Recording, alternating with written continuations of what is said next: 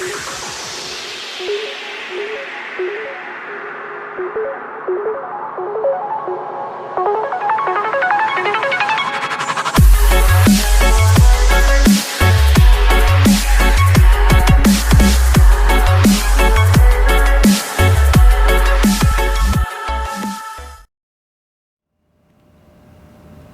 going on, YouTube? It's been a while since I've done a fish room update video. I've decided to do one and start with the tanks that I have in the basement. As you can see here, I have two 75-gallon setups. The one above is obviously a planted aquarium, and the one below is a lot of remaining breeding stock of a number of different African cichlid species I was keeping. So we'll get up closer to the planted tank. And you'll see that I'm keeping a number of different species in it. You'll also notice that the water is very, very cloudy and green. I've had a major issue with green suspended algae, and any of you that have ever experienced it, you know it's very difficult to get rid of naturally. And basically right now I have used another product that I've stumbled across. It's called Algae Zap by Sephora, and I'm doing a video on it right now. But the product seems to have neutralized the green algae, which is just awesome. And it obviously doesn't seem like it's blooming out any further. So I think with another couple water changes, this tank will be crystal clean and all neutralized again. And then I can get back to aquascaping it. Obviously, everything's kind of grown wild. Nothing's been trimmed back. Nothing has been set in place. But again, for the longest time, I couldn't probably see a centimeter into the aquarium. That's how green it was. So excited that I can balance it out again. I had a number of hair algae and brush algae issues with the aquarium, but now since everything seems like it's soon to be neutralized, like I said, once I can see in the aquarium and I'm done with all these sorts of algae blooms, I can really get into aquascaping it. I'm keeping 4 high output T5s on the aquarium, so I'm getting tons and tons of light. But again, like I said, in that case, once everything's balanced, I'll be able to concentrate on a few different plant species I want to grow. So it's a work in progress. I was hoping by the time I did this update video it would look like a masterpiece, but clearly not. But until the green algae or the cloudiness goes away, I'm really not going to turn the tank into something special at the moment. Like I said, it's got to balance itself out. I'm just happy that after treating the aquarium with the chemical, all the fish and the plants seem to be doing quite well. So, like I said, I'm one step closer to getting on it, and hopefully by the next video I do, it'll look like a totally different aquarium. So you'll see down here, you know, these are a number of different African cichlids that I'm keeping. The last video basically just kind of went over the fish and the fish tanks that I had quickly. I didn't really get into any of the species that I'm keeping. But basically, anything that I was breeding and housing, they're in this aquarium. So, sorry for the dark light. Too bad you can't see him. He's a wild-caught elongatus chawir. Beautiful, beautiful Mbuna. I was breeding a number of these guys. But now, like I said, I'm just kind of enjoying everything as a hobbyist. So, I've had to take a little bit of a step back, but it's been okay. I'm hoping eventually that I can move all these guys up to my 120-gallon tank upstairs and then let them all live up to their full potential. But again, they're all in this 75-gallon tank and they're getting along quite well. Here's you know, my super colored convicts that came from a batch of marbles. Otter Point, Jacob for Burgai. You know, I have a Jallow Reef up there. A couple female Maison Reef, but again, it's a tank, just a mixed match of everything. And like I said, it's, you know, some future potentials that I want to grow out, and then maybe move them up to a larger aquarium. So that's basically it in the laundry room, and now it's off to see the Dovii. So here we are in the Dovii room. As you can see, the male's out and even the female's out. But she's out because she's guarding a bunch of fry that they just had a few days ago. People always ask me, does she spend all her time in the tube? And she doesn't. You know, even though she's out right now breeding and obviously guarding the fry, she was just very, very camera shy. So a lot of times when I was in the room, she would just hide it out in the tube and never come out. So, but what made her a perfect candidate when I put her in with the male was that when I was growing her out, she had her own 50-gallon aquarium that, basically I grew her out of. And in the aquarium, I had just a few ornaments and a tube. But the whole time when she was in the tank alone, basically had the whole tank to herself, could roam around as much as she liked. She spent every minute of the day in the tube. So, you know what? It's just her character. And obviously, she was the ideal pick for a male like him because, until she was large enough to kind of defend herself, she had to spend a lot of time hiding out. So, like I said, in the end, it worked out well. She was the right character for the type of male Dovii that he is. And you'll see that she's grown quite a bit. Any of you that have followed my channel for a while, you'll notice that the female was extremely small when I threw her into the aquarium. She was probably around 6 inches. Now, she's probably sitting in and around close to 10. And she's quite nice. I do have another female Dovii that I keep just on reserve, which is the sister to this one. So, here's the big guy.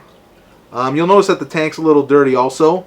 When the Dovii are in breeding mode, I tend to not want to, basically stir them up any more than what they are. With the algae doing water changes, sometimes I find a significant change can affect the fish's behavior. And there's been times in the past where I've done a large water change just for the parents of the fry just to eat them the next day. So sometimes I find by doing a significant change, it can offset the parents. And, if you want to raise the fry to adulthood or even a sellable size, a lot of times I just leave the environment the way it is. Or if the tank needs a water change, I just reduce it. Meaning I might, instead of doing, 50 to 70% water changes, I'll reduce it down to a 25% water change. So it's not too significant, and it doesn't change the chemistry of the environment too drastically. So here he is. Obviously, he's not too happy, but he's doing a lot better these days. He went through that crazy phase, and I'm so happy that he's kind of over it. But, he'll probably still dance for you if I get too close. And the only other 2 fish that I keep in the aquarium, actually there's 3 fish in here. There's a bristlenose pleco that comes out at night and chews on the algae. And I have 2 large striped ruffy elcats that are excellent at cleaning up the bottom. So a lot of times, again, I'll feed this guy at night. Whatever he doesn't eat, the ruffy elcats will come out and clean up. And they're big too. They're probably over 10 inches. So they can withstand a bit of Dovii abuse. And I think, just over a time, he's become accustomed to them. So he kind of ignores them at this point. But again, ruffy elcats are ideal because they're mainly nocturnal. And you'll only really ever see them out maybe during a feeding, or again if the lights are out or the room's pitch black. So I'll try to scroll in, but you can see in the corner there, that's the fry. Sorry, there we go. Whoop. Male did not like that. But you can see him kind of just bouncing around. There may be only a couple days from hatching. But again, I'm just going to let the fry live it out naturally. If the parents decide to eat them, or if if the ruffy elcats come out and they're looking for a snack, like I said, I'm not going to be separating the Dovii babies. I've done it in the past before, but raising Doviis, man, you need a lot of space. Even at a very small size, they're extremely aggressive with each other. And I found from my last batch that I ended up selling off, I probably raised about 500 Dovii fry, but basically I was growing them out in 3 and maybe 4 tanks. So any of the fry that was getting too large for the others, they were separated into their own aquarium, and so on. So like I said, if something comes along and eats them naturally, that's fine. I don't have the tank space to raise, a good couple hundred Dovii at the moment. So no biggie. Maybe one day down the road I'll grow some fry again. But until then, I'll let nature take its course. So now we're upstairs. As you can see, this is my main fish room. Obviously keeping a number of different aquariums in it. Again, originally all these aquariums were set out for basically my little breeding program that I had going on. The number of different Africans like I mentioned earlier. And I was really hoping that when I did this update video that I would have some specific theme aquariums. Obviously, you know, you can see the aquarium at the back there. That's a Mbuna rock reef type theme. And I was hoping to do, you know, maybe a couple other planet aquariums with some small shrimp. And, you know, other little ideas that, you know, we would come across. So the issue, though, is that I'm still growing out a lot of additional fry that I had initially raised up from the Africans that I was breeding. And I haven't gotten rid of everything. So I really haven't done anything special with the aquariums that they're in. Again, just, you know, these tanks are growing out a number of different species. And, you know, again, a few of them I'm also using for quarantine. So sometimes people will ask me, you know, if there's any specific fish species that I'm looking for. I've been at this a long time. There's not anything really that's on my to-do list or want list. The last fish that I did have were some red tiger motagwents, which I was able to pick up, and I'm now growing a bunch out.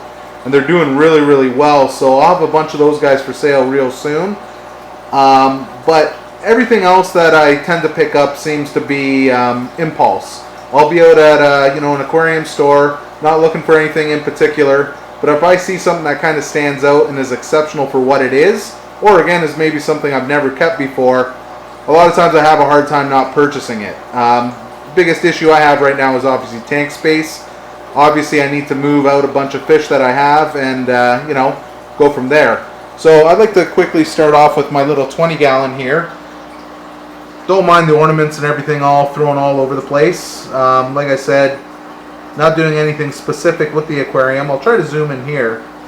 This is a species of fish that really intrigued me. They're called terrapon. I can't say the last name, or I don't know how to say it. Jabur or something like that. I'll put a link to some adult fish in the description below.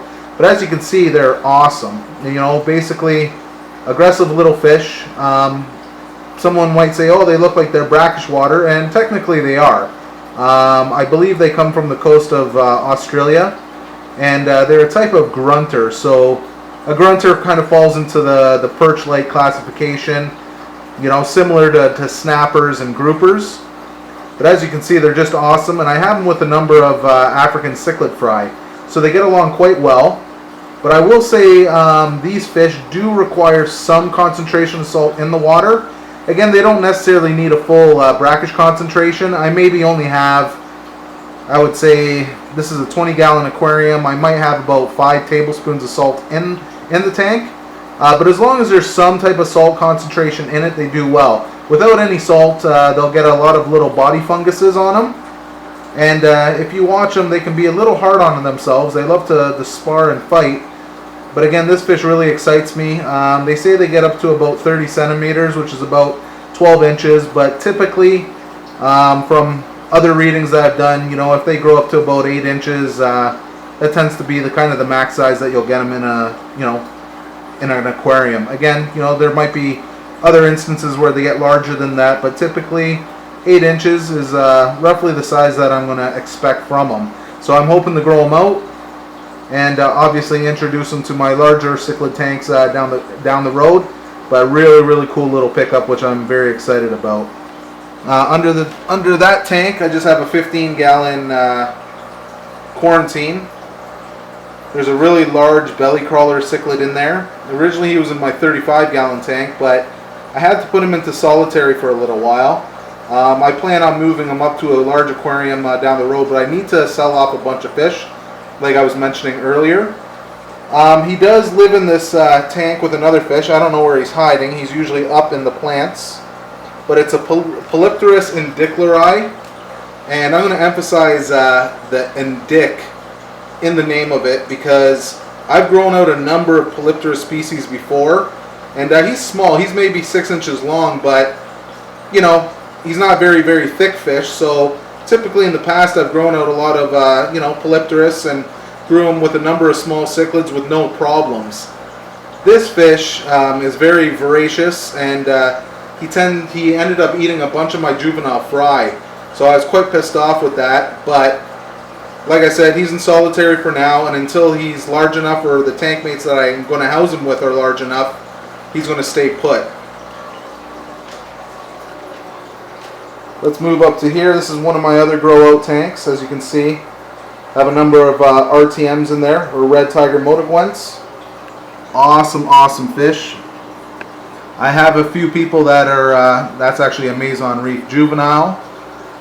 I have a number of people on a list that want to purchase a number of these guys as they're big enough. They are pretty much big enough now. I do have some other larger ones that are going out, but you know, if you are interested and you are in Canada, just shoot me a message in my inbox and I can arrange to have them delivered to you. So really cool fish, hard to get up here, and I'm very excited to grow an adult pair. Well, hold on a moment, guys. Looks like my battery's dying, so I'm just going to switch it over and I'll continue from here on out. Well, sorry about that, everybody. Charged the battery, but these DSLR cameras tend to suck the battery life out pretty quickly. So other than that, nothing really left to say about this tank. Again, it's just a grow out, and basically once these fish are grown up, large enough in size and I can move them on, I was planning on turning this into a planted aquarium. I wanted to pull out the substrate, go with, you know, an aragonite type substrate, better lighting, and see if I can grow some really cool, you know, plants, mosses, and see if I can raise a number of cool shrimp up in it. So other than that, that's it. Nothing special. Like I said, normally I'd like to have these tanks all set up and organized for you when I do this video, but what happens is I'll get half of the tanks cleaned up, and then by the time I get the other half cleaned up, everything's dirty again. So sorry about that, but until these tanks are really a set up theme, I'm not really doing anything special with them. So we'll go down now to the other tank underneath. See, it's another 35 gallon, and I have a few grow outs in here, you know, some marble convicts, again a bunch of red tiger motigwents. The ones in here are pretty much spoken for. I have a black bar silver dollar that, you know, is very shy and loves hiding behind the big log. A couple different kinds of Africans. I actually, you see those two guys, those are albino electric yellows. Fairly common, but also can be uncommon.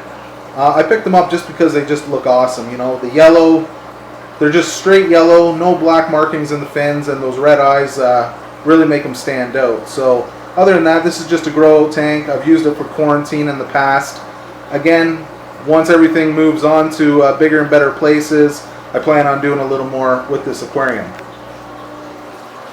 So now we'll get up here and we'll look at my main Mbuna display. As you can see, the rocks have developed a really hard encrusted green algae. Obviously this has taken time for it to establish itself, but the fish in here obviously love it. They love to graze off it, but again, you know, if I want to turn it around and make those rocks look white, all I'll have to do is flip those rocks. But I kind of like the aquascape that the tank is, so I'm in no hurry to flip the rocks or make it look different. Also, the tank is extremely balanced. There's a number of different males in here, but the hierarchy is perfect. You know, obviously you get my large Maison Reef in the center of the aquarium, the blue with the black, the Mazobo, the red cap Dovii, the little guy at the bottom with the red crest through his body. I just did a video on the Mapanga red, as you can see him right there. And I have a large red top zebra that also dominates this aquarium. So, like I said, there's a number of dominant species in here, but everything's really well offset with the rocks, the territory. Lots of different females in the tank too, so when it comes to dispersing aggression, the tank does very well. And again, the tank's so balanced and everybody seems to be doing, you know, like everybody's so happy, I'd be really scared to disrupt it. So, you know, long term, I like to obviously keep the tank the way it is and grow out the fish inhabitants to their full max size. That Maison Reef that you see right there is probably just over 5 inches, maybe 6. But again, he'll pretty much be the boss until the day that he dies. You know, none of the other Mbuna will be able to dethrone him or outgrow him. So, like I said, he's a good boss, keeps everybody in check, and again, he's not over the top aggressive like other species are, like a Radis or Kenyai, that, you know, once they establish themselves as the king, they just constantly harass everybody. He kind of knows his place. He goes off on a tangent once in a while, but overall, he's pretty well behaved. So from here, we'll go down to my 2 little 5-gallon aquariums. And you'll see the one tank has a number of African cichlid fry in it. Obviously, when I strip females, I'll start the babies in an egg tumbler.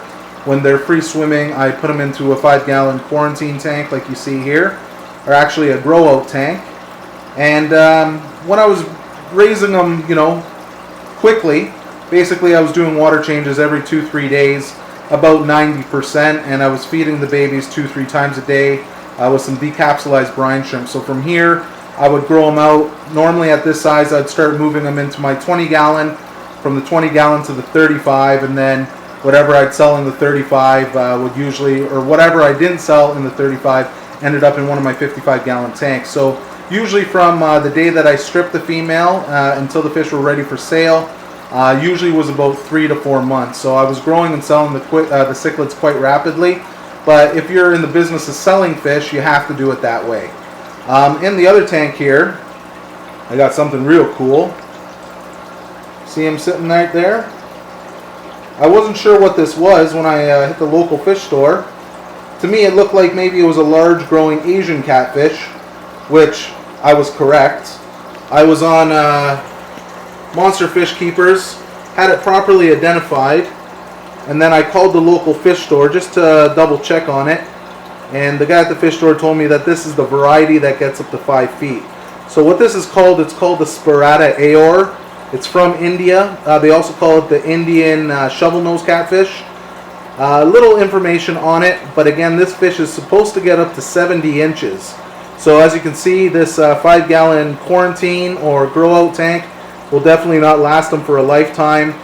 He seems to be doing quite well. He eats whatever I throw into the aquarium. And I would say he's probably grown about an inch since I've gotten him. So, if I knew he was going to get as big as it was, I probably wouldn't have purchased him. I kind of purchased him on impulse, but I'm pretty sure down the road, either, if I get my larger aquarium, I'll probably have a place to house them. Or I know a number of other people that be gladly willing to take them off my hands. So, real cool species, very uncommon, but I look forward to growing them out. So now let's get to a couple of the other tanks here. So this is the 55-gallon, one of them. This is again was a grow-out African tank. And I was also breeding a couple species in here.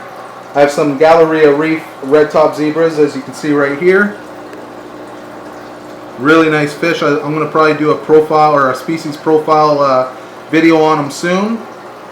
I also have some high reef dwarf afras, obviously a dragons or firefish peacock, a number of RTMs. My one RTM is just looking awesome. He's probably at the back. That looks to be a male, but as you guys can see, I think this guy has crazy potential. And I have a number of females in the aquarium. Again, I wasn't sure what this guy was maybe a month and a half ago. But now, since I've been raising a number of these guys from less than fry, basically under an inch, I've gotten pretty good at sexing them. So I'm pretty sure if anybody were to purchase some RTMs off me, I probably can do a pretty good job at sexing them for you. And typically, RTMs are popular because the females get all that red. But I'll tell you, this male is going to look very, very impressive as he gets larger, and he might be hard to top. So I look forward to growing them out and keeping you guys posted. Other than that, another 55-gallon tank down here. I have a lot of marble convicts growing out. Again, I had a real nice pair that produced some really, really beautiful offspring. And because I'm not in the business of selling my fish anymore, I'm having a hard time letting these fish go. They're really good quality, but you know what, if you're nice to me, maybe I can hook you up. So real cool fish. I have a 10-inch Texas in here and some red by reds. This is one of my juvenile Nekatangas that I've grown out. That's going to be a spectacular fish. And a variety of, I believe it's a Chalumba zebra. They call it like a Manda dolphin, but it looks to be a female. So, like I said, a number of cool species. Like to grow everything else out. Eventually going to be looking for homes for a number of these fish, but I'll take every day as it comes. day by day. An interruptus catfish down at the bottom. Those are pretty common, but great catfish when it comes to personality and cleaning your aquarium. So let's move on to the 20-gallon here. Maybe this guy will do a little demonstration for you. This is my rainbow wolffish. If you want to talk about a fish with a lot of personality, this is the guy. He's probably pushing 9 inches right now, but he can be very active at times and then again very lethargic. I'm going to see if I can get him to chase my finger. He doesn't seem to be too impressed or want to do anything special with the camera on him, but I'm telling you, if you can get your hands on a fish like this, really, really worth it. I'm really happy with him, and eventually if I can upgrade my Dovii, I'm going to probably put him into my 135. So he's doing well, and that's basically it in this aquarium. And then there's a 20-gallon below, and as you can see, I have an Agazizi, the Pistogramma, double red, in quarantine. So here we are. We'll leave my favorite tank for last.